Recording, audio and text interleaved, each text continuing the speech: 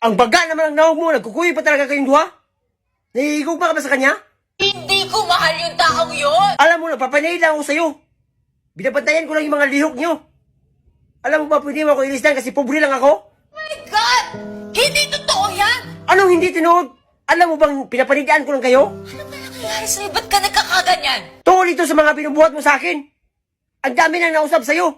Ang simple-simple lang mga pinapabubuhat ko sa'yo. No! Hindi yun simple! Kaya mo siguro hindi mabuhat kasi nag-aadto ka sa kanya, no? Dahil hindi mo ako pinagkakatiwalaan. Sige, kung hindi mo kayang buhatin yan, kung hindi mo yan kayang ihahatag sa akin, sige! Ano? Binibigyan mo pa ako ng ultimatum ngayon? Ano gusto mo? Mag-break tayo? O sige, magbubulag tayo. Akala mo siguro na hardlock ako sa'yo? Na magbulag tayo? Sige!